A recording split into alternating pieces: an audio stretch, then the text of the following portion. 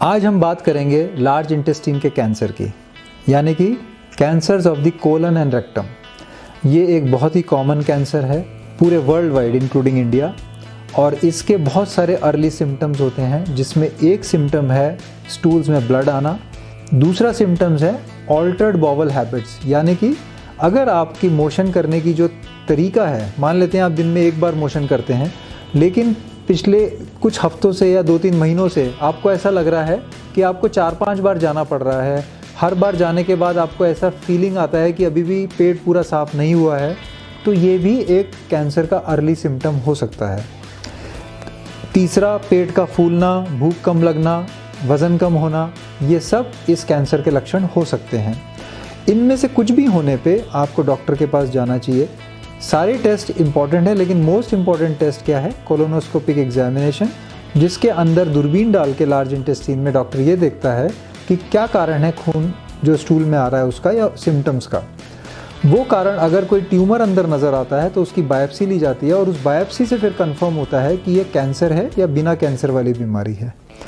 Cancer generally जिसको होता है उसको हम हमारी भाषा में बोलते हैं एडिनोकार्सिनोमा।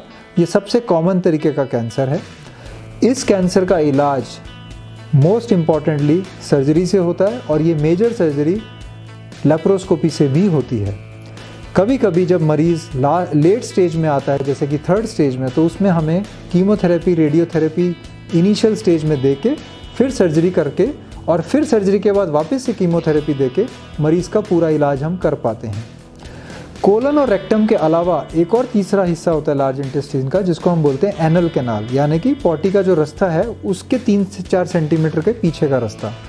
अगर यहाँ का कैंसर है और बायोप्सी में स्क्वैमस सेल कार्सिनोमा आता है, तो इसका ट्रीटमेंट अमूमन पूरा का पूरा कीमोथेरेपी और रेडियोथेरेपी से होता है, और सर्जरी बहुत रेयरली रिक्वायर्ड होती है।